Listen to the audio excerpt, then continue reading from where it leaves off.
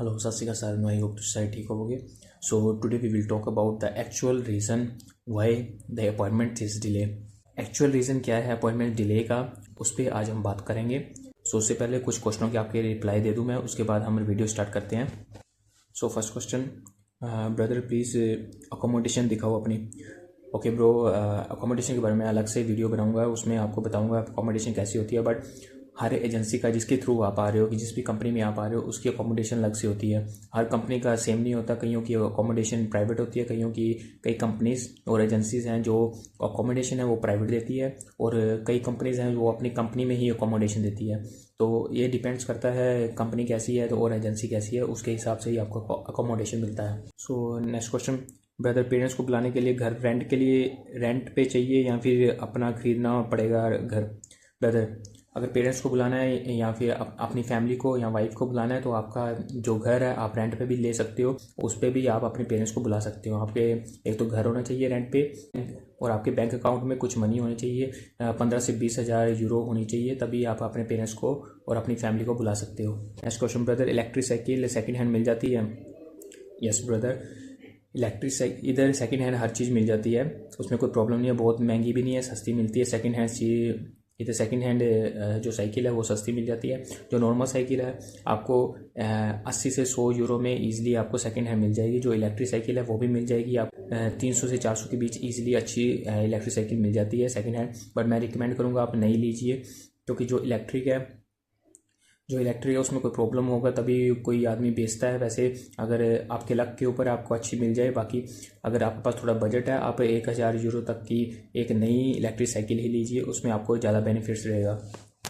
So next question, any new update about work permit? My agent told me all new work permit had been temporary close, is it true? Brother जितना भी work permit आगे आगे भी new भी आ रहे हैं, कोई temporary close नहीं हुआ, वर्क परमिट चल रहे हैं और वीज़ा भी लोगों के आ रहे हैं। वीडियो के एंड में आपको पूरी डिटेल में बताऊंगा क्या प्रॉब्लम चल रहा है इस टाइम, अपॉइंटमेंट्स के बारे में और वर्क परमिट के बारे में पूरा डिटेल में बताता हूँ। So next question, brother Indian driving licence change हो जाता है स्लोवाकिया ड्राइविंग लाइसेंस में? यस ब्रदर, आपके Indian driving licence easily change हो जाता है स्लोवाकिया ड्राइविंग लाइसेंस में, उसमें कोई प्रॉब्लम नहीं है।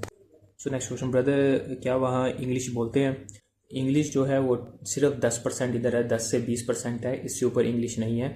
इंग्लिश कोई नहीं बोलता, सभी स्लोवाक लैंग्वेज बोलते हैं। बट ऐसा मेजर कोई प्रॉब्लम नहीं आएगा आपको, आप कोई ग्रोसरी ले रहे हो कुछ ले रहे हो आपको बात करने की जरूरत नहीं पड़ती है। बट अगर आप आ रहे हो कुछ स्लोवाक लैंग्वेज अगर सीख सकते हो तो कुछ सीख के आओ, आपको बहुत बेनिफिट होगा, क्योंकि इधर 70 to 80% सिर्फ स्लोवाक लैंग्वेज ही बोलते हैं।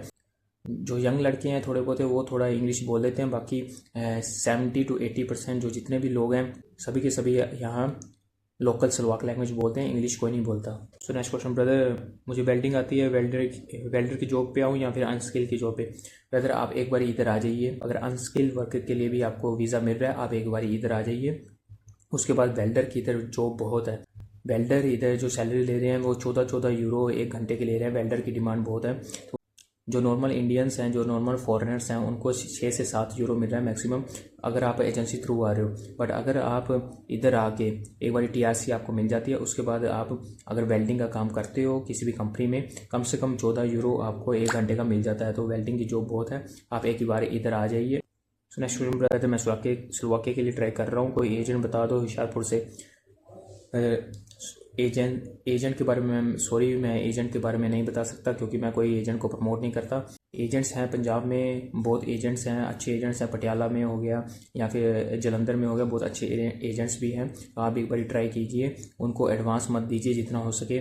अगर आपको लगता है वो जेन्युइन है, रियली जेन्युइन है, तभी आप एडवांस दीजिए, अदरवाइज एडवांस देने की जरूरत नहीं है, क्योंकि बाद में पैसे निकालने बहुत मुश्किल हो जाते हैं। सो नेक्स्ट क्वेश्चन, ब्रदर स्लोवाकिया के लिए कौन सी कंपनी की इंश्योरेंस करवानी चाहिए?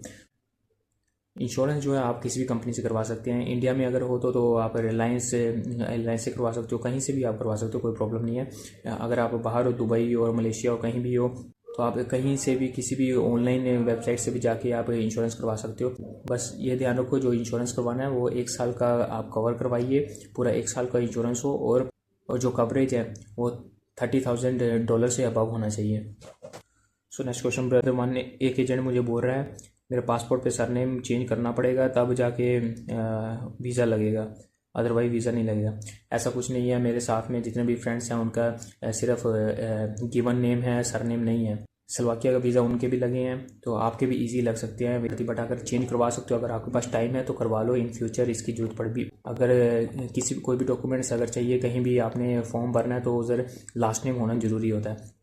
बट अगर आपके पास टाइम नहीं है तो आप डायरेक्ट वीज़ा लगवा सकते हो, इसमें कोई वीज़ा की इशू नहीं आता। क्योंकि मेरे कई फ्रेंड्स हैं, उनके भी वीज़े आए हैं, उनको टीआरसी भी मिल चुकी है, तो उसमें अभी तक कोई किसी का प्रॉब्लम नहीं है। इधर बैंक अकाउंट भी खुला है जिनका भी, उनका भी बिना लास्ट नेम के बैंक अकाउंट खुल गया ईजिली, जरूरत नहीं पड़ती। बट अगर आपके पास टाइम है तो आप बनवा लीजिए, तो वो अच्छा है आपके फ्यूचर के लिए।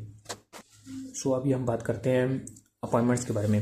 अपॉइंटमेंट्स देखो, पहले जो अपॉइंटमेंट्स थी ईजिली मिल रही थी, आज से 7-8 महीने पहले ईजिली अपॉइंटमेंट्स मिल रही थी, लोगों को मिल रही थी। उस टाइम बहुत लड़के आए भी हैं इधर। उसके बाद जैसे जैसे ज़्यादा फाइलें सबमिट होने लगी तो एम्बेसी पे बर्डन ज़्यादा पड़ गया, उससे उन्होंने अपॉइंटमेंट्स भी कम कर देनी। उस टाइम जो बड़ी बड़ी कंपनीज़ हैं उनको पहले अपॉइंटमेंट्स मिल रही थी, जो ट्रस्टेड कंपनीज़ हैं, जो जितनी भी एजेंसीज़ हैं, जो बड़ी बड़ी कंपनीज़ हैं, जो बड़ी बड़ी एजेंसीज़ हैं जिनका डायरेक्ट डीलिंग है गवर्नमेंट के साथ, उनको सबसे पहले अपॉइंटमेंट्स मिल रही थी। बट जो छोटी मोटी कंपनीज हैं उनको अपॉइंटमेंट्स डिले अभी इतना डिले हो गया, 7-8 महीने लोग वेट कर रहे हैं अपॉइंटमेंट्स के लिए।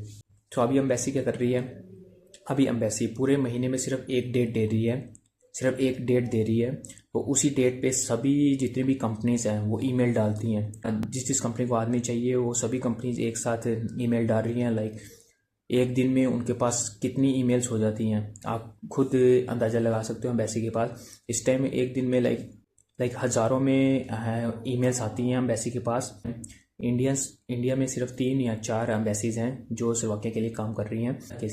एक दिन में एक एम्बेसी सिर्फ 10 से 11 केस ही ले रही है, इससे ऊपर केस नहीं ले रही। तो एम्बेसी के पास अभी इतना बर्डन है, तो एक दिन में हज़ारों ईमेल्स आ रही हैं, उसमें सिर्फ ये 30 या 40 ईमेल्स जो हैं वो क्लियर कर रही हैं। उसके हिसाब से आप हिसाब लगा लिए कितना टाइम लग सकता है। और अगर आपके एजेंसी ने इधर स्लोवाकिया में जिस डेट पे ईमेल डाली है उस डेट पे अगर नहीं एक्सेप्ट हुआ तो उसको अगले महीने वेट करना पड़ेगा, 1 महीना और वेट करना पड़ेगा, फिर अगले महीने वो डालेगा फिर दोबारा ईमेल।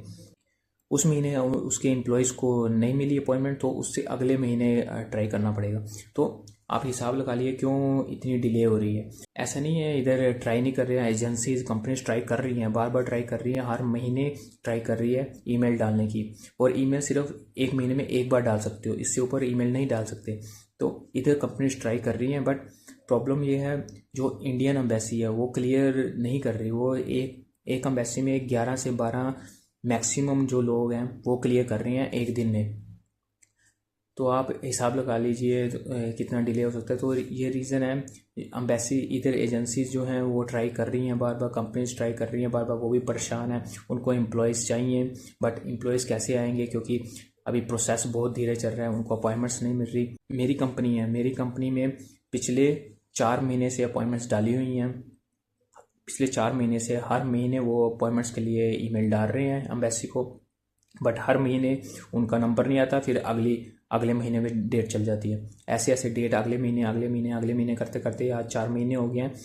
जो मेरी कंपनी है वो भी वेट कर रही हैं, एम्प्लॉयज़ उसको चाहिए, बट एम्प्लॉयज़ कैसे आएंगे अगर एम्बेसी के पास इतना बर्डन है, तो वो इतने केसेस क्लियर नहीं कर सकती।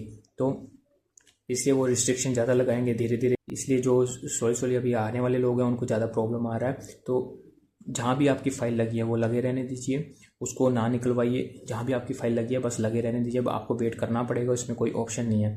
अगर आपने फ़ाइल रिजेक्ट करवा ली या फिर निकाल ली, फिर आपके पास आप लाइन में ही नहीं है। अगर लाइन में लगे रहोगे एक दिन आपकी अपॉइंटमेंट्स भी आ जाएगी, क्योंकि अपॉइंटमेंट्स तो मिलेगी, बट ये है डिले मिलेगी। तो आप ट्रस्ट बना के आप बस अपॉइंटमेंट्स की वेट कीजिए। आई होप सबको अपॉइंटमेंट्स मिलेगी और आप जल्द ही अपने जो सपने हैं आपके जो ड्रीम्स हैं वो आप पूरे कर सकते हैं। सो आई होप आपको समझ आया होगा। जो भी क्वेश्चन आप पूछते रहिए, तो जैसे ही मुझे टाइम मिलेगा मैं आपके रिप्लाई देता रहूँगा। Thank you very much. सत श्री अकाल, बाय बाय।